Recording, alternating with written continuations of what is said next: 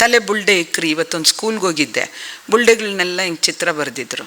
ಅದರಲ್ಲಿ ಗೇ, ಲೆಸ್ಬಿಯನ್ನು, ಚಕ್ಕ, ಹಿಜಡ ಇವೆಲ್ಲ ಗೊತ್ತಾಗುತ್ತಾ ಬುಲ್ಡೆ ನೋಡಿರೆ?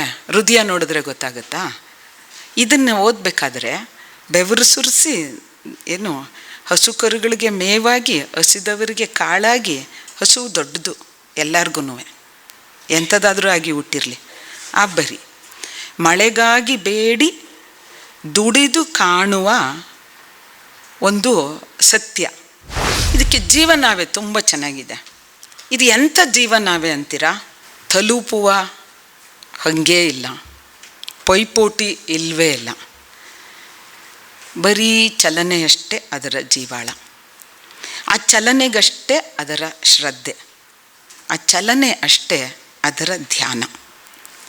ಈ ಚಲನೆನೂ ಕಾಣೋದಿಲ್ಲ, ಚಲಿಸೋ ಸದ್ದೂ ಕೇಳೋದು ಇಲ್ಲ. ಕಣ್ಣು ಕಿವಿಯಾಚೆಗಿನ ಧ್ಯಾನದಲ್ಲಿ ಅದರದ್ದು ನೋಟ, ಒಂದು ಶಬ್ದ ನಮಗೆ ದಕ್ಕತ್ತೆ. ಹೆಣಬಾರದ ಅತಿಥಿಗಳ ಹೆಂಗೆ ನೋಡುತ್ತಾಳೆ ಅವಳು ಅಂದರೆ, ಹಸಿವ ನೀಗಿಸುವ ದೇವರುಗಳಾಗ್ತವೆ. ತೀಟೆಗೆ ಅಂತ ಬಂದು ದುಡ್ಡನ್ನು ಕೊಡದೆ ಹೋಗುವಂಥವ್ರು ಹಸಿವನ್ನು ನೀಗಿಸುವ ದೇವರಾಗಿಸೋದು ತುಂಬ ದೊಡ್ಡದು. ಅವ್ರು ಕೊಡೋ ಹಿಂಸೆಯನ್ನು ಸೊಳ್ಳೆ ತಿಗಣೆಗಳಿಗೆ ಕಂಪೇರ್ ಮಾಡೋದು. ನೀವೆಲ್ಲ ಸೊಳ್ಳೆಗಳು, ತಿಗಣೆಗಳು ಅಷ್ಟೇ. ಇವತ್ತು ಈ ಕವನ ಸಂಕಲನಗಳ ಬಿಡುಗಡೆಯ ಜೊತೆಯಲ್ಲಿ ಅಂಬೇಡ್ಕರ್ ಹಬ್ಬವನ್ನು ನಾವು ಆಚರಿಸಿದ್ದೀವಿ. ಈ ಕವನ ಸಂಕಲನಗಳನ್ನ ಬಿಡುಗಡೆ ಮಾಡೋ ಮೂಲಕ ಬಾಬಾ ಸಾಹೇಬ್ ಅನ್ನೋ ಒಬ್ಬ ದೊಡ್ಡ ಬೆಳಕಿಗೆ ಎಣ್ಣೆಯಾಗಿ ಬತ್ತಿಯಾಗಿ ಉರಿದವಳು ರಮಾತಾಯಿ. ಆ ರಮಾಬಾಯಿ ಇಲ್ಲದೇನೆ ಅಂಬೇಡ್ಕರು ಸಂಪೂರ್ಣ ಆಗಲಾರರು. ನೀವೆಲ್ಲರೂ ಗಮನಿಸಿರ್ಬೋದು, ವಾಟ್ಸಪ್ಪಲ್ಲಿ ಬಂದಿರೋದು. ಅವರು ಮೊದಲನೇ ಸಲ ವಿದೇಶಕ್ಕೆ ಹೋದಾಗ ತನ್ನ ಹೆಂಡತಿಗೆ ಬರೆದ ಪತ್ರವನ್ನು, ಅತ್ಯಂತ ಆಪ್ತವಾದ ಆರ್ದ್ರವಾದ ಪತ್ರ. ಮತ್ತು ರೋಡ್ ಟು ಪಾಕಿಸ್ತಾನ, ಶಿವಸುಂದರ್ ಕರೆಕ್ಟಾ? ಆ ಬುಕ್ಕಲ್ಲಿ ಯಾರೂ ನನ್ನ ಜೊತೆಗೆ ಇಲ್ಲದ ತುಂಬ ಸಂಕಷ್ಟದ ದಿನಗಳಲ್ಲಿ ನನ್ನ ಬೆನ್ನಿಗೆ ನಿಂತ ನನ್ನ ಪ್ರೀತಿಯ ರಾಮುಗೆ ಅಂತ ಅರ್ಪಿಸ್ತಾರೆ. ಅದಕ್ಕೆ ರಮಾತಾಯಿ ಅವ್ರನ್ನ ನೆನೆಸ್ಕೊಳ್ದೇನೆ ನಾವು ಅಂಬೇಡ್ಕರನ್ನು ಮಾತ್ರ ನೆನೆಸ್ಕೊಳ್ಳೋಕ್ಕೆ ಸಾಧ್ಯ ಇಲ್ಲ ಅಂತ ಭಾವಿಸ್ತೀನಿ. ಮತ್ತು ಇವತ್ತು ಇನ್ನೂ ಹೆಚ್ಚಾಗಿ ನೆನಪಿಸಿಕೊಳ್ಳೋ ಅಂಥ ಕಾಲ ಬಂದಿದೆ. ಸಂವಿಧಾನವನ್ನು ಬಾಬಾ ಸಾಹೇಬರು ಮಾಡಿದ್ರು, ಹಲವಾರು ಜನರ ಜೊತೆಯಲ್ಲಿ ಸೇರಿ. ಅದು ಸುಮ್ಮನೆ ಅಲ್ಲ, ಎಷ್ಟೊಂದು ದೇಶಗಳ ಸಂವಿಧಾನವನ್ನು ಓದಿ, ಕ್ರೋಢೀಕರಿಸಿ, ಚರ್ಚೆ ಮಾಡಿದ್ದನ್ನು ಸೇರಿಸಿ ಒಂದು ಸಂವಿಧಾನ ಮಾಡೋ ಅಂಥದ್ದು ಎಲ್ಲರ ಸಲುವಾಗಿ. ಮತ್ತು ಈ ಸಂವಿಧಾನ ಭಾರತೀಯರಾದ ನಾವು, ಭಾರತದ ಸರ್ಕಾರ ಅಲ್ಲ, ನಮಗೆ ನಾವೇ ಅರ್ಪಿಸಿಕೊಂಡಿರೋದು ಇದು. ಅದನ್ನು ಇವತ್ತು ನಾವು ಹೆಚ್ಚೆಚ್ಚು ನೆನಪು ಮಾಡ್ಕೊಳ್ಬೇಕು. ಯಾರೂ ಕೊಟ್ಟಿರೋದಲ್ಲ, we believe in that. It is, ನಾವು ಅದನ್ನು ನಮ್ಮ ಜವಾಬ್ದಾರಿ ಅಂತ ತಗೊಂಡಿರೋದು. ಇಷ್ಟೊಂದು ಕಾರ್ಮಿಕ ಪರ ಕಾನೂನು, ಮಹಿಳೆಯರ ಕಾನೂನು, ಸಂವಿಧಾನವನ್ನು ಮಾಡಿದಂಥ ಬಾಬಾ ಸಾಹೇಬರು ಇನ್ನೊಂದು ಮಾತನ್ನು ಹೇಳ್ತಾರೆ. ಈ ಕಾನೂನಿಂದ ಎಲ್ಲ ಸಮಾನತೆಯು ಸಿಕ್ಕಿಬಿಡುತ್ತಾ ಅಂತ ಕೇಳಿದಾಗ, ಇನ್ನೊಬ್ಬರನ್ನು ಪ್ರೀತಿಸಬೇಕು ಅನ್ನೋದನ್ನು ಕಾನೂನು ಕಲಿಸೋಕ್ಕಾಗಲ್ಲ ಅಂತ ಹೇಳ್ತಾರೆ ಬಾಬಾ ಸಾಹೇಬರು. ಪ್ರೀತಿ ಬಗ್ಗೆ ತುಂಬ ಮಾತಾಡ್ತಾರೆ. ಐ ಆಮ್ ವೆರಿ ಹ್ಯಾಪಿ ಒಬ್ಬ ದೊಡ್ಡ ರಾಜಕೀಯ ಚಿಂತಕ ಆಗಿ ಪ್ರೀತಿ ಬಗ್ಗೆ ಮಾತಾಡೋದು. ಪ್ರೀತಿಗೆ ಒಂದು ರಾಜಕೀಯ ಅರ್ಥ ಇದೆ. ಪ್ರೀತಿ ಅಂದ ತಕ್ಷಣ ಅದನ್ನು ಬೇರೆ ಏನೇನೋ ಅರ್ಥದಲ್ಲಿ ನೋಡೋ ಅಗತ್ಯ ಇಲ್ಲ ಅಂತ ಭಾವಿಸ್ತೀನಿ. ಅಂದರೆ ನನ್ನ ಅಕ್ಕಪಕ್ಕದ ಜನರನ್ನು ನನ್ನ ಬಂಧುವಂತೆ ಪ್ರೀತಿಸೋದನ್ನು ಕಲಿಸೋದು ನಾವು ಅಳವಡಿಸ್ಕೊಳ್ಬೇಕಾಗಿರುವಂಥದ್ದು. ಅದಕ್ಕೆ ಅವರು ಸಂವಿಧಾನಾತ್ಮಕ ನೈತಿಕತೆ ಮತ್ತು ಪಬ್ಲಿಕ್ ಕಾನ್ಷಿಯಸ್ನೆಸ್ ಬಗ್ಗೆ ಮಾತಾಡ್ತಾರೆ, ಸಾರ್ವಜನಿಕ ಪ್ರಜ್ಞೆಯ ಬಗ್ಗೆ. ಸಂವಿಧಾನಾತ್ಮಕ ನೈತಿಕತೆ ಅಂದರೆ ಇಲ್ಲಿ ಬಂದು ಪೀಠಿಕೆಯನ್ನು ಓದೋದು, ನಾನು ಜಾತಿ ಮತ ಇದನ್ನು ಯಾವ ಹೆಸರಿನಲ್ಲೂ ಭೇದ ಭಾವ ಮಾಡಲ್ಲ ಅಂತಂದು ಇಲ್ಲಿಂದ ಆಚೆ ಹೋದ ತಕ್ಷಣ ನನ್ನ ಮನೆ ಒಳಗಡೆ ಯಾರು ಗೇಟವ್ರಿಗೂ ಬರಬೇಕು, ಯಾರು ಬಾಗಿಲವ್ರಿಗೂ ಬರಬೇಕು, ಯಾರು ಅಡುಗೆ ಮನೆಯವ್ರಿಗೂ ಬರಬೇಕು ಅನ್ನೋ ಅದನ್ನು ಮಾಡೋ ಅಂಥದ್ದಲ್ಲ. ಈ ನೆಲದಲ್ಲಿ ಜಾತಿ ಅನ್ನೋದು ಈಗಲೂ ಪವರ್ಫುಲ್ ಕಾನೂನು. ಅದಕ್ಕೆ ಪರ್ಯಾಯವಾಗಿ ಸಂವಿಧಾನವನ್ನು ಕೊಟ್ಟಿದ್ದು. ಅಂದರೆ ಈ ಸಂವಿಧಾನ ಸರ್ವರ ಸಮಾನತೆಯನ್ನು, ಸ್ವಾತಂತ್ರ್ಯವನ್ನು, ಬಂಧುತ್ವವನ್ನು ಗೌರವಿಸುವಂತಹ ಒಂದು ಸಂವಿಧಾನವನ್ನು ಕೊಟ್ಟಿದ್ದು ಅದಕ್ಕೆ. ಅದನ್ನು ಪ್ರಾಕ್ಟೀಸ್ ಮಾಡಿಕೊಂಡಾಗ ಮಾತ್ರ ಇದರಲ್ಲಿ ಎಲ್ಲ ಜಾತಿ, ಎಲ್ಲ ಲಿಂಗ, ಎಲ್ಲ ಲೈಂಗಿಕತೆ, ಲಿಂಗತ್ವ, ಬಡವ ಶ್ರೀಮಂತ ಅನ್ನೋ ಭೇದ ಇಲ್ಲದೆ ಸಮಾನರು ಅಂತ ಅನ್ನೋದು ನನ್ನ ಭಾವದಲ್ಲಿ ಬರಬೇಕು. ಆ ಭಾವದಲ್ಲಿ ಬರಬೇಕು ಅಂತಂದರೆ ಅದು ಪ್ರಾಕ್ಟೀಸ್ ಮಾಡಿದಾಗಲೇ ಬರೋದು. ಫಸ್ಟ್ ಕಷ್ಟ ಆಗ್ಬೋದು. ಅಲ್ಲೆಲ್ಲೆಲ್ಲೆ ಈ ವಲ್ಮಾದಿಗಿರ್ನ ಹೆಂಗಪ್ಪ ಅವ್ರ ಪಕ್ಕ ಕುಂತ್ಕೊಳ್ಳೋದು ಅನ್ನಿಸ್ಬೋದು. ನಾತ ಬಂದರೆ ಅಂತ ಅನ್ನಿಸ್ಬೋದು. ನಾತ ಯೂಸ್ ಆದಾಗ ಇವರು ನನ್ನಂಗೆ ಮನುಷ್ಯರು ಅನಿಸುತ್ತೆ. ಅಕ್ಕಪಕ್ಕ ಕುಂತ್ಕೊಂಡು ಊಟ ಮಾಡ್ಬೋದು. ನಿನ್ನ ಊಟ ನೀನು ತಿನ್ನು, ನನ್ನ ಊಟ ನಾನು ತಿಂತೀನಿ ಅಂತ ಸ್ವಲ್ಪ ಹಂಗೆ ಪ್ರಾಕ್ಟೀಸ್ ಮಾಡ್ಕೋತೀವಿ ಅಂತಂದರೆ ಮೂಗಿಗೆ ಗಮ್ ಅಂತ ಅನಿಸಿ ಇವಳು ಶರೀಫ ಮಾಡಿರೋದು ಕಿಚಡಿ ಒಂದು ಕಲಿಸೋಳು ನನಗೆ. ಮನೆಗೆ ಬರೋ ಎಲ್ಲ ಜಾತಿ ಮತ ಧರ್ಮ ಮೀರಿದವರೆಲ್ಲ ಪ್ರೀತಿ ಮಾಡ್ತಾರೆ ಆ ಕಿಚಡಿನ. ನಾನು ಅವಾಗೆಲ್ಲ ಹೇಳೋದು ಶರೀಫ ಕಲಿಸಿದ್ಲು ನನಗೆ ಅಂತ. ಅಂಥದ್ದೊಂದು ಬಿರಿಯಾನಿ ಘಮನ ನಾನು ಅನುಭವಿಸೋದು, ಇಂಗು ತೆಂಗು ಒಗ್ಗರಣೆ ಹಾಕಿರೋ ಅಂಥದ್ದು, ಮಜ್ಜಿಗೆ ಹುಳಿನ ಅಥವಾ ಎರಳಿಕಾಯಿ ಗೊಜ್ಜನ್ನ ನಾನು ಅನುಭವಿಸೋ ಅಂಥದ್ದು. ಹಾಗೆ ಎಷ್ಟು ದೇಶ, ಎಷ್ಟು ಥರದ ಅಡುಗೆಗಳದಿದ್ದಾವೆ ಅಂದರೆ ಎವ್ರಿ 100 ಮೀಟರ್ಸ್ 200 ಮೀಟರ್ಸ್ ರುಚಿ ಬದಲಾಗುತ್ತೆ. ಅದನ್ನು ತಿಂತ ಇವರು ನಮ್ಮಂಗೆ ಅನ್ನ ಉಣ್ತಾರಲ್ಲ ಅನ್ನಿಸ್ಬೋದು. ಎಲ್ಲರೂ ಹೇಳ್ಬೇಕಾದ್ರೆ ಮನುಷ್ಯರು ನೆನಪಿಸ್ಕೊಂಡು ಎಲ್ಲರೂ ಡರ್ ಅಂತ ಊಸ್ಕೊಂಡೇ ಹೇಳ್ತಾರಲ್ಲ. ಅನ್ನ ಘಮ ಅಂತಂದರೆ ಈ ಹೇಳಿಂದ ಇನ್ನೊಂದು ಥರ ಘಮ ಅದೇ ಅನ್ನೋದು ಗೊತ್ತಾಗುತ್ತೆ. ಹಾಗೆ ಪ್ರಾಕ್ಟೀಸ್ ಮಾಡ್ಕೋಬೇಕು ಆ ಸಂವಿಧಾನಾತ್ಮಕ ನೈತಿಕತೆಯನ್ನು. ಅದು ಅದ್ಭುತವಾಗಿರುವಂತಹ ಧರ್ಮಗ್ರಂಥ. ನಾನು ಭಾರತೀಯಳು, ನನ್ನ ಧರ್ಮಗ್ರಂಥ ಸಂವಿಧಾನ ಅಂತ ಅನ್ನೋದನ್ನು, ಅದನ್ನು ನಾವು ಪ್ರಾಕ್ಟೀಸ್ ಮಾಡಿ ಪ್ರೀತಿ ಮಾಡೋದನ್ನು ಕಲಿಬೇಕು. ಕಾನೂನು ಕಲಿಸೋದಕ್ಕಾಗೋದಿಲ್ಲ. ಮತ್ತು ಇವೆಲ್ಲದನ್ನು ಇವರು ಕೊಟ್ಟಿರೋ ಅಂಥ ಕಾನೂನು, ಕಾಯ್ದೆ, ಹಕ್ಕುಗಳು, ಇದು ಎಲ್ಲದನ್ನೂ ನಾನು ಈ ದೇಶದ ಪ್ರಜೆ ಆಗಿದ್ದಾಗ ಮಾತ್ರ ನನಗೆ ಸಿಕ್ಕುವಂಥದ್ದು.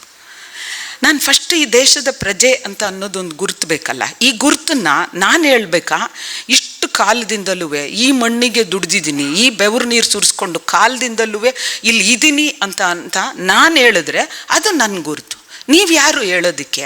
ನಿನ್ನ ಬಣ್ಣ ಯಾವುದು, ನಿಮ್ಮ ಅಪ್ಪ ಅವ್ವ ಯಾವ ಊರಿನವರು, ಅವ್ರದ್ದೋಗಿ ಅವ್ರ ತಾತ ಮುತ್ತಾತಂದನ್ನು ತಗೊಂಬಂದು ಗುರುತನ್ನು ತೋರಿಸೋದು ಅನ್ನೋದು ನನಗೆ ನಾನೇ ಸಾಕ್ಷಿ. ನಾನು ಈ ಮಣ್ಣಿಗೆ ದುಡಿತಾ ಇರೋದು, ಈ ಮಣ್ಣು ನಂದು. ಹಿಂಗೆ ಗುರ್ತು ಕೇಳಿಬಿಟ್ರೆ ನಂದು ಮನೇಲಿ ಒಂದು ಹೆಸ್ರು ಇರುತ್ತೆ, ಅವ್ವನ ಮನೇಲಿ, ಗಂಡನ ಮನೆಯಲ್ಲಿ ಇನ್ನೊಂದು ಹೆಸ್ರು ಇರುತ್ತೆ. ಈಗ ನಮ್ಮೆಲ್ಲ ಹಿಜ್ರಾ ಸೋದರಿಯರು ಹುಡುಗರಾಗಿ ಹುಟ್ಟಿರ್ತಾರೆ, ಹುಡುಗಿಯರಾಗ್ತಾರೆ, ಹೆಸ್ರು ಬದಲಾಗುತ್ತೆ. ಹಂಗಂತ ಅಂದ್ಬಿಟ್ಟು ಚಾಂದಿನಿ ಅಲ್ಲ ಅನ್ನೋಕ್ಕಾಗತ್ತಾ? ಇಲ್ಲಿ ಜೀವ ಇಟ್ಕೊಂಡು ರಕ್ತ ಮಾಂಸ ಮೂಳೆ ಮಜ್ಜೆ ಇಟ್ಕೊಂಡಿರೋ ವ್ಯಕ್ತಿ ನಾನು ಈ ದೇಶದ ಪ್ರಜೆ ಅಂತ ಅನ್ಬೇಕಾದ್ರೆ ಅದನ್ನ ಗುರುತಿಸ್ಬೇಕು, ಸರ್ಕಾರ ಗುರುತಿಸ್ಬೇಕು. ನಾನು ಹೇಳಿದ್ಮೇಲೆ ಮುಗೀತು ಅದು ನನ್ನ ಗುರುತು. ಮತ್ತು ನಾನು ಈ ಮಣ್ಣಿಗೆ ಯಾವತ್ತೂ ನಿಷ್ಠೆಯಿಂದ ಇರ್ತೀನಿ. ಯಾಕಂದರೆ ಈ ಮಣ್ಣು ನನಗೊಂದು ಅನ್ನ ಕೊಟ್ಟಿದೆ, ನನಗೊಂದು ಸಂಸ್ಕೃತಿ ಕೊಟ್ಟಿದೆ, ನನಗೆ ಭಾಷೆ ಕೊಟ್ಟಿದೆ, ಇನ್ನು ಏನೇನೋ ಕೊಟ್ಟಿದೆ. ಅದಕ್ಕೇನೆ ನಾವು ಪ್ರಜೆಗಳಾಗಿ ಉಳ್ಕೊಳ್ಬೇಕು ಅಂತಂದರೆ ಈ ಏನೇನೋ ಕಾರಣಗಳನ್ನು ಕೊಟ್ಟು ಹೆಸರುಗಳನ್ನೇ ಲಕ್ಷಾಂತರ ಜನನೇ ತೆಗೆದು ಎಸೆಯುವಂಥ SIR ನಾವು ವಿರೋಧಿಸ್ಬೇಕಾಗುತ್ತೆ. ನಿಜವಾಗ್ಲೂ ಅಂಬೇಡ್ಕರನ್ನು ನಾವು ನಂಬ್ತೀವಿ, ಅವರನ್ನು ನಾವು ಪಾಲಿಸ್ತೀವಿ ಅಂತ ಅಂದರೆ. ಇಲ್ಲಿ ಒಂದು ಸಣ್ಣದೊಂದು ಈ ಇದರಲ್ಲಿ ಬಹುಶಃ ಬಾಬಾ ಸಾಹೇಬ್ ಅಂಬೇಡ್ಕರ್ ಅವ್ರಿಗೆ, ರಮಾಯಿ ಅವ್ರಿಗೆ ಇಬ್ಬರಿಗೂ ಸಂತೋಷ ಆಗಿರುತ್ತೆ. ಅಲ್ಲೆಲ್ಲ ಎಲ್ಲ ಹೆಣ್ಮಕ್ಳು ಬಂದವರೆ, ಕಷ್ಟ ತುಂಬ ಪಟ್ಟಿದ್ದಾರೆ ಅಂದ್ರೂ ಲಕ್ಕ ಅಂತ ಬಂದು ಕೂತ್ಕೊಂಡು, ಮತ್ತು ನಮ್ಮ ಎಲ್ಲ ಸೋದರರು ಎಷ್ಟು ಜನ ಬಂದು ಕೂತಿದ್ದೀರಾ, ನೀವು ಯಾರು ಬೇಜಾರು ಮಾಡಿಕೊಂಡು ಇಲ್ಲ ಅನ್ಕೋತೀನಿ, ನಮ್ಮನ್ನು ವೇದಿಕೆ ಮೇಲೆ ಕೂಡಿಸಿಲ್ಲ ಅಂತ ಖಂಡಿತವಾಗೂ ಬೇಜಾರು ಮಾಡ್ಕೊಂಡಿಲ್ಲ. ಒಂದು ಆನಂದನೂ ಅನುಭವಿಸಿರ್ಬೋದು. ಎಲ್ಲ ಹೆಣ್ಮಕ್ಳು ಸೇರ್ಕೊಂಡು ಏನೋ ಮಾಡವ್ರೆ ಅಂತ ಅಂದ್ಕೊಂಡಿರ್ತೀನಿ. ಹಂಗೆ ಅಂದ್ಕೊಂಡಿರೋದು ನಿಜ ಅಂತ ನೀವೆಲ್ಲರೂ ಒಪ್ಕೊಂತೀರಿ ಅಂತ ನಾನು ಭಾವಿಸ್ತೀನಿ. ಯಾರೋ ಒಬ್ಬರು ಮಾತ್ರ ಇದು ಯಾಕಕ್ಕ ಗಂಡಸರು ಮಾಡೋಂಗೆ ಮಾಡಿದ್ದೀರಾ, ಎಲ್ಲರ ಕಡೆನೂ ಗಂಡಸರು ಇರ್ತಾರೆ, ನೀವು ಹಂಗೆ ಮಾಡಿದ್ಯಲ್ಲಕ್ಕ ಅಂತ ನನ್ನ ಕೇಳಿದ್ರು. ಯಾಸಟ್ಟ ಇದೊಂಥರ ಡಿಫ್ರೆನ್ಸ್ ಬಂದು ನೋಡ್ಕೊಳ್ರು ಅಂತ ಅಂದಿದ್ದೆ ನಾನು. ಇನ್ನು ಈಗ ಇದಕ್ಕೆ ಬರ್ತೀನಿ. ಮೊದಲಿಗೆ ಈ ಇಟ್ಟಿಗೆ ಗೂಡಿನ ಕಾವಿನ ಬಗ್ಗೆ ಮಾತಾಡ್ತೀನಿ. ನನಗೆ ಇದನ್ನು ಓದುವಾಗ ಚಾಂದಿನಿಯ ಇಟ್ಟಿಗೆ ಗೂಡಿನ ಕಾವು, ಅದನ್ನು ಓದಿದ್ರೆ ಅದರದ್ದು ಕಾವು ಎಲ್ಲರಿಗೂ ತಟ್ಟುತ್ತೆ. ಇದರಲ್ಲಿ ಒಂದು ಪದ್ಯ ನನ್ನ ಅವ್ವ ಅಂತ ಅನ್ನೋದು ಇದೆ. ಅದು ಭಲೆ ಚೆನ್ನಾಗಿದೆ, ಓದೋದಕ್ಕೆ ಟೈಮ್ ಕೊಡಲ್ಲ ಅಂತ ಅಂದ್ಬಿಟ್ಟು ಹಂಗೆ ಹೇಳ್ತಾ ಇದ್ದೀನಿ. ಟೈಮ್ ಇದ್ದರೆ ಓದ್ಕೋಬೋದು, ನೀವು ಓದ್ಕೋಬೋದು ಅದನ್ನು. ಈ ಅವ್ವ ಬಾಡ್ನೆಸ್ರು ಮಾಡ್ತೀನಿ ಕಣ, ಉಪ್ಸಾರು, ಹೆಂಗೂ ಬಂದಿದ್ಯಾ, ಇವತ್ತೊಂದು ದಿವಸ ಇರ, ನಾಳಿಕೆ ವಡೆ ಪಾಯಸ ತಿನ್ಕೊಂಡು ಹೋಗಿವಂತೆ. ಮಂಡ್ಯದ ಘಮ ನೋಡಿ ಹೆಂಗೆ ಹೊಡಿತದೆ, ಗೊತ್ತಾಯ್ತಲ್ಲ. ನಮ್ಮ ಮಂಡ್ಯದವಳಲ್ಲ, ಹಂಗೆ ನನಗೆ ಬಾಯಾಗ ನೀರು ಬರ್ತಾಯಿತ್ತು ಉಪ್ಸಾರು ಅಂದ ತಕ್ಷಣ. ಆ ಪ್ರೀತಿ ಪ್ರೀತಿ ತೋರಿಸೋದಕ್ಕೆ ಅವರವ್ವ ಎಷ್ಟು ಚೆನ್ನಾಗಿ ತೋರಿಸ್ತಾಳೆ. ಉಪ್ಸಾರು, ಬಾಡ್ನೆಸ್ರು, ವಡೆ ಪಾಯಸ ಎಲ್ಲ ಅಂದರೆ ಈ ಅವ್ವನಿಗೆ ಆ ಪ್ರೀತಿ ತೋರಿಸೋದಕ್ಕೆ ಇನ್ನೂ ಒಂದು ಕಂಟಕ ಇದೆ, ಮರುವಾದ ಪ್ರಶ್ನೆ. ಹಬ್ಬದ ದಿವಸ ಬರಬೇಡ ಕಣ, ಎಲ್ಲರೂ ಬಂದಿರ್ತಾರೆ, ಮರುವಾದೆ ಕಳೆದ್ಬಿಟ್ಟಿಯಾ, ಆಮೇಲೆ ಬಾ. ಪ್ರೀತಿಸೋದನ್ನು ಬಹಿರಂಗವಾಗಿ ಮಾಡೋಕ್ಕಾಗಲ್ಲ ನೋಡಿ. ಇದು ನನ್ನದೇ ಜೀವ, ನಾನು ಎತ್ತಿರೋ ಜೀವ, ಅದು ಹುಡುಗಿನೋ ಹುಡುಗನೋ ಮಾಡಿಕ್ತೀನಿ ಅಂತ. ಅಂದರೆ ಈ ದ್ವಂದ್ವದಲ್ಲಿ ನಾವು ಬದುಕ್ತಾ ಇರ್ತೀವಿ. ಸಮಾಜದ ಮರ್ಯಾದೆನೂ ಮುಖ್ಯ, ಈ ಪ್ರೀತಿನೂ ಸತ್ಯ. ಇಕ್ಕಳದಲ್ಲಿ ಸಿಕ್ಕಾಕೊಳ್ಳೋ ಅಂಥದ್ದು ಈ ನನ್ನ ಅವ್ವ ಅಂತ. ಈ ನಾ ಕತ್ತಲಿನ ಮಿಣುಕು ಹುಳ ಅಂತ ಅಂದ್ಬಿಟ್ಟು ಮತ್ತಿನ್ನೊಂದು ಇಕ್ಕಳ ಇದೆ ನೋಡಿ. ಅಪ್ಪಟ ಹೆಣ್ಣು ಅಂತ ಭಾವಿಸಿದ್ರೂ ಕೇಳ್ಕೊಳ್ಳೋದೇನು ಅಂದರೆ, ಕಲ್ಲ ಒಡಲ ಬಗೆದು ಗುಡಿ ಮಾಡಲು ಬೋರಾಡಿ ಆಕ್ರಂದಿಸೋದು. ನನಗೊಂದು ಗರ್ಭ ಇಲ್ಲ ಅಂತ ಅದನ್ನು ಕಲ್ಲ ಒಡಲನ್ನು ಮಾಡೋದು. ಆದರೆ ಮಣ್ಣು ಕಲ್ಲಿಂದ ಬಂದಿರೋದು ಗೊತ್ತಾ, ಕಲ್ಲೆಲ್ಲನೂ ಒಡ್ಕೊಂಡು ಚೂರಾಗಿ ಮಣ್ಣಾಗಿ, ಮೂಲನೇ ಕಲ್ಲು. ಆ ಕಲ್ಲು ಒಡಲನ್ನು ಒಂದು ಗುಡಿಯಾಗಿ ಮಾಡು. ಅಪ್ಪಟ ಹೆಣ್ಣು ಅಂತ ಭಾವಿಸಿದ್ರೂ ಅಯ್ಯಯ್ಯೋ ನನಗೊಂದು ಕೆತ್ಕೊಂಡು ಒಂದು ಗುಡಿ ಮಾಡ್ಕೊಳ್ಬೇಕು, ಒಂದು ಮಗು ಬರೋ ಅಂಥದ್ದೊಂದು ಅಂತ ಆಕ್ರಂದಿಸೋದು. ಅದಲ್ಲದೇನೆ ನಾನು ಹೆಣ್ಣು ಅಂತಂದ್ರೂ ಎಲ್ಲರೂ ನನ್ನನ್ನು ಹೆಣ್ಣೆಂದು ಒಪ್ಪಿದಾಗ ಮಾತ್ರ ನಾನು ಪರಿಪೂರ್ಣ ಹೆಣ್ಣಾಗೋದು. ಹೆಂಗಿರುತ್ತೆ ಅಂದರೆ, ಎಸ್ ನಾನು ಹೇಳಿದ್ಮೇಲೆ ಮುಗೀತು ನಾನು ಹೆಣ್ಣು, ಆದ್ರೂ ನಮ್ಮ ಅವ್ವಂದಿರ ಒಪ್ಪಿಗೆ ಕಾಯ್ತೀವಿ, ಅಪ್ಪದಿರ ಒಪ್ಪಿಗೆ ಕಾಯ್ತೀವಿ, ನನ್ನ ಕುಟುಂಬದವ್ರ ಒಪ್ಪಿಗೆ ಕಾಯ್ತೀವಿ, ಸಮಾಜದ ಒಪ್ಪಿಗೆಗೆ ಕಾಯ್ತೀವಿ. ಈ ವೈರುಧ್ಯ ಆದರೆ ಆ ಇಕ್ಕಳದ ಒಳಗಡೆನೇ ಬದುಕುಗಳು ಸಿಕ್ಕಾಕ್ಕೊಂಡಿರೋದು. ಅಷ್ಟರ ಒಳಗಡೆನೇ ಏನೇನು ಜತನ ಮಾಡ್ಕೊತೀವೋ ಮಾಡ್ಕೊಳಕ್ಕಾಗೋದು. ಮತ್ತು ಹೆಣ್ಣೆಂದರೆ ಹೇಳಬೇಕಾದ್ರೆ ಎರಡು ಕಾಲುಗಳ ನಡುವಿನ ಸಂಧಿ ಹೆಣ್ಣಾಗೋದಕ್ಕೆ ನಿರ್ಣಾಯಕ. ನನಗಿಲ್ಲ ಆ ಯೋನಿ ಇಲ್ಲ, ಆದರೆ ಇರೋ ಒಂದು ಸಂಧಿನೇ ಯೋನಿಯಾಗಿ ಮಾಡ್ಕೊಳ್ಬೇಕು, ಅದನ್ನು ಜತನದಿಂದ ಕಾಯೋದು. ಹೆಣ್ಣು ಅಂತ ಅನ್ನೋದೆಲ್ಲ ಅದರ ಅರ್ಥ ಯೋನಿಯಲ್ಲಿ ಮಾತ್ರ ಇದೆಯಾ, ಅಥವಾ ಈ ಯೋನಿ ಅನ್ನಿಸ್ಕೊಳ್ಳೋದೇನೇ ಹೆಣ್ಣು ಅನ್ನೋದಕ್ಕೆ ನಿರ್ಣಾಯಕ ಅಂಶ ಆಗುತ್ತಾ? ಎರಡೂ ತುಂಬ ತೀವ್ರವಾಗಿ ಕಾಡೋ ಅಂಥದ್ದು. ಹೆಣ್ಣಾಗಲು ಉಟ್ಟ ಬಟ್ಟೆ ಶೃಂಗಾರದಾಚೆಗೆ ಹೆಣ್ಣಾಗಲು, ಉಟ್ಟ ಬಟ್ಟೆ ಅನ್ನ ಶೃಂಗಾರದಾಚೆಗೆ ಹೆಣ್ಣಾಗಲು ಹುಟ್ಟು ಲಿಂಗವ ಕತ್ತರಿಸಿಕೊಳ್ಳುವ ನೋವು. ಹೆಣ್ಣಾಗೋದಕ್ಕೆ ನಾನು ಜೈವಿಕವಾಗಿ ಪಡ್ಕೊಂಡಿರೋದನ್ನೇ ಕತ್ತರಿಸಾಕ್ಕೊಂಡ್ರು ನೋವಾದರೂ ಕತ್ತರಿಸ್ಕೊತೀನಿ ಅಂತ ಇರೋ ಹಪಾಪಿ ಹೆಣ್ಣು ಆಗಬೇಕು ಅಂತ ಅನ್ನೋದು. ಇಂಥ ಒಂದು ಹೆಣ್ಣು ಆಮೇಲೆ ಬರೆಯೋದು ನೋಡಿ,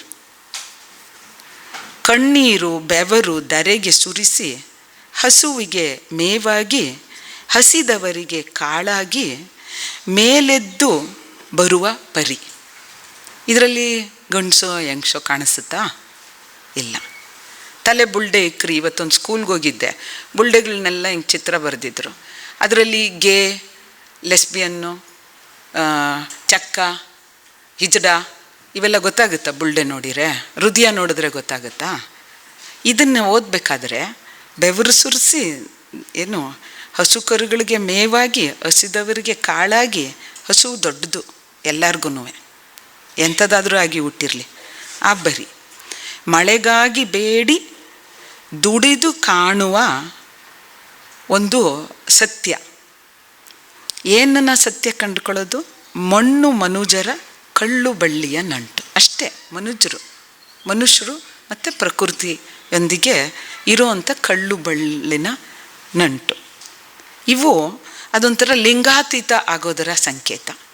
ಹೆಣ್ಣಾಗೋದಕ್ಕೆ ಬೋರಾಡಿ ಎತ್ತು ಆಕ್ರಂದಿಸಿ ಎಂಥ ನೋವನ್ನೂ ತಿಂತೀನಿ ಅಂತ ಅನ್ನೋದು ಒಂದು ಜಿಗ್ಯೋದಿಲ್ಲ, ಅವಳು ಹಾರೋದೇ ಇಲ್ಲ.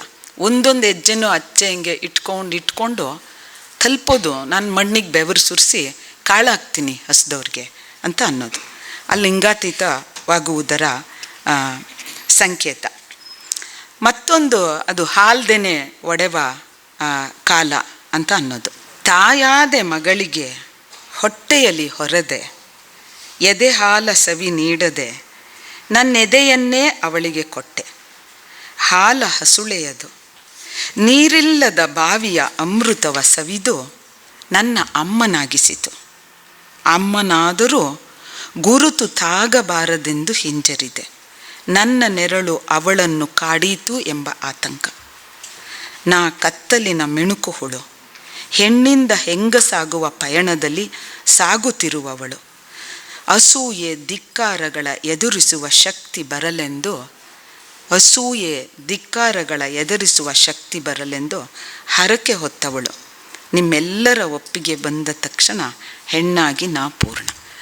ತಾಯಿ ಆಗೋ ಆಸೆಗೆ ಮಗು ಮಾಡ್ಕೊಂಡು ಮಗುನ ಸಾಕಿ ಕೊನೆಗೆ ನಾನದ್ರ ತಾಯಿ ಅಲ್ಲ ಅನ್ನೋ ಗುರುತು ಗೊತ್ತಾಗ್ದಂಗೆ ಬದುಕೋದ್ರದ್ದು ಸಂಕಟ ಇದೆಯಲ್ಲ, ಅದು ಭಾಳ ದೊಡ್ಡದು. ಇದನ್ನು ಓದ್ತಾ ಇರಬೇಕಾದ್ರೆ ನನಗೆ ಅನಿಸೋದು,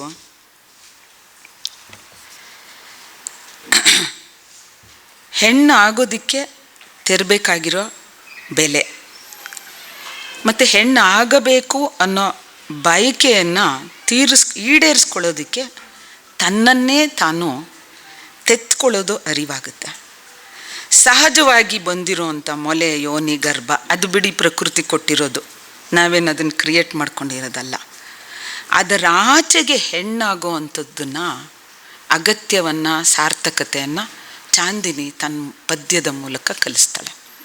ಇದಷ್ಟೇ ಅಲ್ಲ ಹೆಣ್ಣು ಅಂದ್ಬಿಟ್ಟು. ಹಾಗೆ ಅದು ಒಂದು ಮಾದರಿ. ನಾನು ಏನನ್ನು ಇದಿಷ್ಟನ್ನೇ ಹೊತ್ಕೊಂಡು ಹೆಣ್ಣು ಅಂತ ಅಂದ್ಕೊಂಡಿದ್ದೀನಲ್ಲ, ನಾನು ಇದರ ಆಚೆಗೆ ಹೆಣ್ಣಾಗಬೇಕು ಅನ್ನೋದನ್ನು ತನ್ನ ಕವನದ ಮೂಲಕ ಹೇಳ್ತಾಳೆ. ಅದು ಭಾಳ ದೊಡ್ಡದು ಅಂತ ಅನಿಸುತ್ತೆ, ಇನ್ನೂ ಹೆಣ್ಣಾಗಬೇಕು ಅಂತ ಅನ್ನೋದನ್ನು. ಇದು ಇಟ್ಟಿಗೆ ಗೂಡಿನ ಕಾವು ಅಂತ ಹೆಸರಿಟ್ಟವಳೆ. ಆ್ಯಕ್ಚುಲಿ ಅತ್ಯಂತ ತೀವ್ರವಾಗಿರೋ ಶಾಖನ ಸಹಿಸ್ಕೊಳ್ಳೋಕ್ಕಾಗೋದು ಯಾವ ಮೆಟಲ್ಗೂ ಸಾಧ್ಯ ಇಲ್ಲ, ಮಣ್ಣಿಗೆ. ಈ ಮಣ್ಣು ಸುಟ್ಟಷ್ಟು ಗಟ್ಟಿಯಾಗುವ ಗುಣ ಅದಕ್ಕಿರೋದು. ಸುಟ್ಟುಕೊಳ್ಳೋದೂ ಸಹಿತ ಬೆಚ್ಚಗಿನ ಮನೆಯಾಗಿಸುವ ಇಟ್ಟಿಗೆ ಆಗಲು, ಕಸುವು ನೀಡುವ ಅನ್ನ ಬೇಯಿಸುವ ಮಡಕೆ ಆಗಲು. ಸುಡದೆ ಹಾಗೇ ಬಿಟ್ಟರು ಈ ಮಣ್ಣನ್ನು, ಈ ಹೆಣನ ಚೆನ್ನಾಗಿ ಕೊಳೆಸಿ ಗೊಬ್ಬರ ಹಾಕಿಸಿ ಬೆಳೆ ಮಾಡೋ ಸತ್ವನೂ ಅದಕ್ಕಿದೆ. ಇದೇನೂ ಮಾಡದೆ ಹೋದ್ರೂ ನನ್ನಂಗೆ ಬಿಟ್ಟರೆ ನಾನು ಹಿಂಗೂ ಇರ್ತೀನಿ. ಬೆಳೆ ಹಾಕ್ಸೋ ಅಂತ ಕಸುವು ಸತ್ತೋದ್ರೆ, ಕೊಳಿಸ್ಲಿಲ್ಲ ಅಂತಂದರೆ ಈ ಮೈಕ್ರೋ ಆರ್ಗ್ಯಾನಿಸಮ್ ಮಣ್ಣು ಏನಾಗ್ಬೋದು ಊಹಿಸ್ಕೊಳ್ಳಿ. ರಾಶಿ ಬಿದ್ದುಬಿಟ್ರೆ ಎಣಗಳು ಜೀವ ಮೊಳೆಸ್ತೀನಿ. ಸತ್ತೋಗಿರೋ ಜೀವನ ಕೊಳಿಸಿ ಮತ್ತೊಂದು ಜೀವನ ಮೊಳೆಸ್ತೀನಿ ಮಣ್ಣಾಗಿ. ಇದು ಹೆಣ್ತನ, ತಾಯ್ತನ, ಅದನ್ನು ದಾಟಿ ಅಪ್ಪಟ ಮನುಷ್ಯರಾಗೋ ಒಂದು ಪ್ರೋಸೆಸ್ಸು. ಅದು ಭಾಳ, ಈ ಪ್ರಕ್ರಿಯೆ ಇದೆಯಲ್ಲ, ಅದು ಒಂದು ಹೊಸ ದರ್ಶನವನ್ನು ಕೊಟ್ಟಿದೆ. ಆ ಹೊಸ ದರ್ಶನ ನನ್ನನ್ನು, ನನ್ನಂಥವರನ್ನು ಹೆಚ್ಚು ಮಾನವೀಯಳನ್ನಾಗಿಸಿದೆ. ಅದಕ್ಕೆ ಚಾಂದಿನಿ ಥರದ ಎಲ್ಲ ಹೆಣ್ಣುಗಳಿಗೂ ತಲೆಬಾಗಿ ಶರಣು ಅಂತ ಹೇಳ್ತೀನಿ. ಕೆ ವಿ ನೇತ್ರಾವತಿಯವರ ಜೀವನಾವೆ. ಇದಕ್ಕೆ ಜೀವನಾವೆ ತುಂಬ ಚೆನ್ನಾಗಿದೆ. ಇದು ಎಂಥ ಜೀವನಾವೆ ಅಂತೀರಾ? ತಲುಪುವ ಹಾಗೇ ಇಲ್ಲ, ಪೈಪೋಟಿ ಇಲ್ಲವೇ ಇಲ್ಲ, ಬರೀ ಚಲನೆಯಷ್ಟೇ ಅದರ ಜೀವಾಳ. ಆ ಚಲನೆಗಷ್ಟೇ ಅದರ ಶ್ರದ್ಧೆ, ಆ ಚಲನೆ ಅಷ್ಟೇ ಅದರ ಧ್ಯಾನ. ಈ ಚಲನೆನೂ ಕಾಣೋದಿಲ್ಲ, ಚಲಿಸೋ ಸದ್ದೂ ಕೇಳೋದು ಇಲ್ಲ. ಕಣ್ಣು ಕಿವಿಯಾಚೆಗಿನ ಧ್ಯಾನದಲ್ಲಿ ಅದರದ್ದು ನೋಟ, ಒಂದು ಶಬ್ದ ನಮಗೆ ದಕ್ಕುತ್ತೆ. ಬೇರು ಬಿಟ್ಟು ಸ್ಥಿರವಾಗಿ ನಿಂತಂತೆ ಕಾಣುವ ಮರವೂ ಚಲಿಸ್ತಾ ಇರುತ್ತೆ, ನಮಗೆ ಗೊತ್ತಿರಲ್ಲ, ನಮಗೆ ಗೊತ್ತಾಗೋದಿಲ್ಲ. ಅದೂ ಚಲಿಸೇನೆ ಮರ ಆಗಿ ಮತ್ತಿರ್ಗ ಹೂ ಬಿಟ್ಟು ಹಣ್ಣಾಗಿ ಮತ್ತಿರ್ಗ ಉದುರಿ ಮತ್ತಿರ್ಗ, ಅದಕ್ಕೆ ಇದೇ ಇಲ್ಲ, ಕೊನೆ ಅಂತ ಅನ್ನೋದೇ ಇಲ್ಲ. ಕಣ್ಣಿಗೆ ದಕ್ಕದ ಚಲನೆ ಅದು. ಇಂಥ ಜೀವನಾವೆಯ ಚಲನೆಯಲ್ಲಿ ಅಮ್ಮ ತೋಪಾಗ್ತಾಳೆ, ಕೂರಿಗೆ ಆಗ್ತಾಳೆ, ಪೊರಕೆ ಆಗ್ತಾಳೆ, ಚೆಂದಾಗಿ ಬೆಚ್ಚಗಿರೋ ಗೂಡು ಕಟ್ಟೋ ಗೀಜಿಗೆ ಆಗ್ತಾಳೆ, ಗುಬ್ಬಚ್ಚಿ ಆಗ್ತಾಳೆ, ಬಾವುಲಿ ಆಗ್ತಾಳೆ, ಎರೆಹುಳ ಆಗ್ತಾಳೆ, ಕೊನೆಗೆ ಮೀಸೆ ಗಡ್ಡ ಮೊಲೆಯೋನಿ ಇಲ್ಲದ ನೀಲಿ ಆಕಾಶ ಆಗ್ತಾಳೆ. ಇದು ಅವ್ವ. ಈ ಅಡುಗೆ ಇದು ಒಂದು ಚಲನೆ. ಈ ಅವ್ವ ನೋಡಿ ಏನೇನಾಗಿ ಚಲಿಸ್ತಾಳೆ ಅಂತ ಅಂದ್ಬಿಟ್ಟು. ಅಡುಗೆ ಮನೆ ಅನ್ನೋ ಒಂದು ಕವನ ಇದೆ. ಅದು ಒಂದೇ ಒಂದು ಗವಾಕ್ಷಿ ಇರೋ ಅಂಥದ್ದು. ಆ ಗವಾಕ್ಷಿನಲ್ಲಿ ಬರೋ ಇಡೀ ಬೆಳಕಿನಲ್ಲೇ ಚಲಿಸ್ತಾ ಸಾವಿರಾರು ಕಿಟಕಿಗಳ ಜೀವನಾವೇ ಆಗಿಬಿಡುತ್ತೆ ಅಡುಗೆ ಮನೆ. ಅದು ಒಂದು ಚಲನೆ.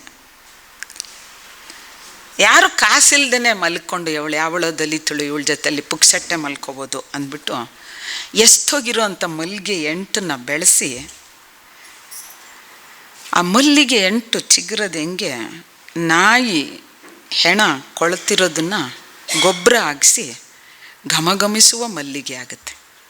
ಕೊಳೆತ ನಾಯಿಯ ಹೆಣದ ಘಮ ಮಲ್ಲಿಗೆಯ ಘಮವಾಗಿ ಪರಿವರ್ತನೆ ಆಗುತ್ತೆ ಚಲನೆಯಲ್ಲಿ. ಅದು ಈ ನಾವೆಗೆ ನಾಯಿದು ಹೆಣದ ವಾಸನೆ ಘಮ ಆಯಿತು, ಆ ಘಮ ನಾಯಿಯ ಹೆಣದ ವಾಸನೆ ಆಯಿತು ಅನ್ನೋದು ಆ ಚಲನೆ. ಅಂದರೆ ಈ ಚಲನೆಗೆ ಗೊಬ್ಬು ನಾರದು ಘಮ ಘಮ ಅನ್ನೋದು ಎಲ್ಲವೂ ಒಂದೇ ಅಂತ ಅನ್ನೋದು ಮಲ್ಲಿಗೆ ಅನ್ನೋ ಕವನದಲ್ಲಿ. ಆ ಇನ್ನೊಂದು ಕವನದಲ್ಲಿ ಬರೋ ಗಿರಾಕಿಗಳೆಲ್ಲನೂ ಹೆಣಬಾರದ ಅತಿಥಿಗಳ ಹೆಂಗೆ ನೋಡುತ್ತಾಳೆ ಅವಳು ಅಂದರೆ ಹಸಿವ ನೀಗಿಸುವ ದೇವರುಗಳಾಗ್ತವೆ. ತೀಟೆಗೆ ಅಂತ ಬಂದು ದುಡ್ಡನ್ನು ಕೊಡದೆ ಹೋಗುವಂಥವ್ರು ಹಸಿವನ್ನು ನೀಗಿಸುವ ದೇವರಾಗಿಸೋದು ತುಂಬ ದೊಡ್ಡದು. ಅವ್ರು ಕೊಡೋ ಹಿಂಸೆಯನ್ನು ಸೊಳ್ಳೆ ತಿಗಣೆಗಳಿಗೆ ಕಂಪೇರ್ ಮಾಡೋದು. ನೀವೆಲ್ಲ ಸೊಳ್ಳೆಗಳು ತಿಗಣೆಗಳು ಅಷ್ಟೇ.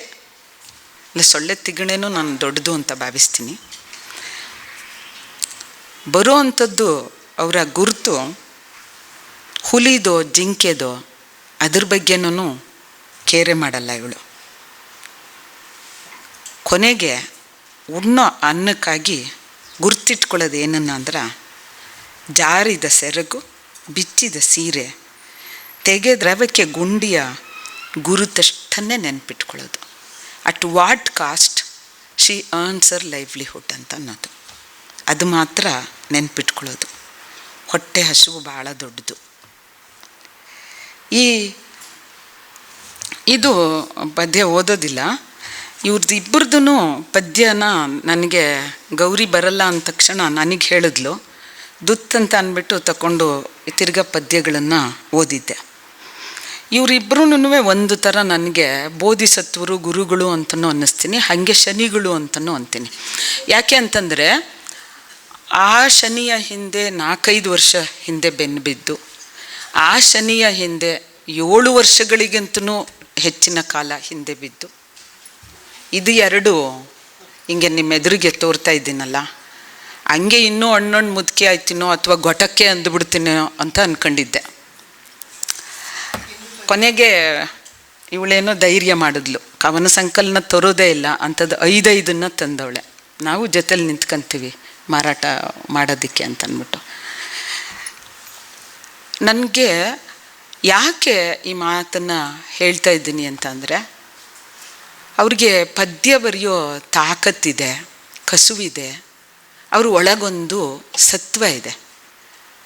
ಆದರೆ ಅದ್ರ ಬಗ್ಗೆ ಯಾವ ಹಮ್ಮು ಬಿಮ್ಮು, ಎಕ್ಸ್ಟ್ರಾ ನನಗೇನೋ ಕಿರೀಟ ಇದೆ, ಅವೆಲ್ಲ ಏನೂ ಇಲ್ಲ.